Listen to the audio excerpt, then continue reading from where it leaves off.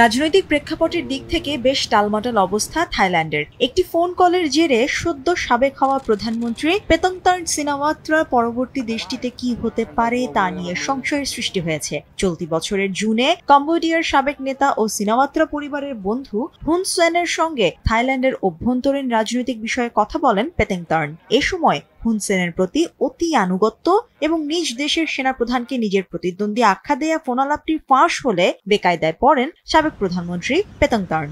দেশটির সাংবিধানিক আদালত বরখাস্ত করেন তাকে।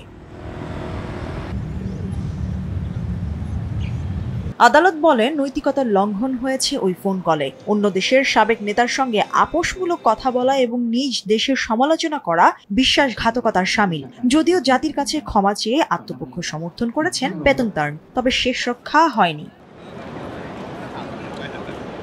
থাই প্রধানমন্ত্রীর বহিষ্কারকে নিয়মিত রাজনৈতিক অস্থিরতার চক্র বলে অভিহিত করেছেন রাজনৈতিক বিশ্লেষকরা। নতুন সরকার গঠন করা যুদ্ধের মতো চ্যালেঞ্জিং এবং জটিল হবে বলে মত বিশ্লেষকদের, কারণ দুই প্রধান দল ফিউ থাই পার্টি এবং ভুমজাই থাই পার্টি কারোরই সংসদে সংখ্যাগরিষ্ঠতা নেই। এর জন্য তাদের পিপলস পার্টির দ্বারস্থ হতে হবে, কিন্তু এই দলকে দেশটির সাংবিধানিক আদালত আগেই নিষিদ্ধ ঘোষণা করেছে। ফলে মূল দুই দলের মধ্যে প্রার্থী নির্বাচন নিয়ে চলছে দোলাচাল।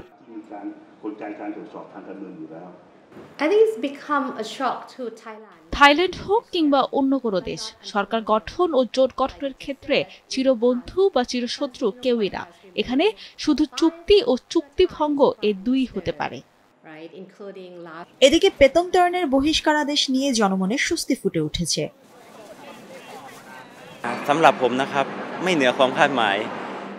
আদালতের এই আদেশ আরো আগেই আসা উচিত ছিল বলে আমি মনে করি।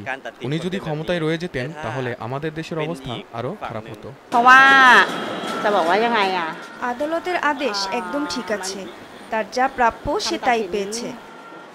পেতংতার্ন সিনাওয়াত্রা পদচ্যুতের ঘটনা সিনাওয়াত্রা পরিবারের জন্য বড় ধাক্কা।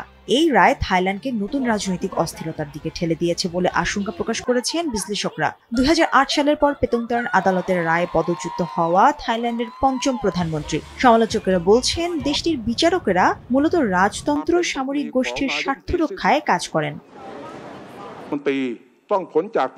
1932 সালে রাজতন্ত্রের অবসানের পর থেকে থাইল্যান্ডে 1 ডজনেরও বেশি অভ্যুত্থান হয়েছে। গণতান্ত্রিক সংস্কারের জন্য আন্দোলন এবং রাজতন্ত্র পুরনো ধারার রক্ষীদের অঘোষিত প্রতিষ্ঠানের মধ্যে ক্ষমতার এই ক্রমাগত দ্বন্দ্ব কয়েক দশক ধরে দেশটিতে অস্থিতিশীলতার একটি চক্র তৈরি করেছে, যা একের পর এক থাই প্রধানমন্ত্রী এবং রাজনৈতিক দলগুলোকে অপসারণ করছে। মুশরিফা নুজাত, দেশ টিভি।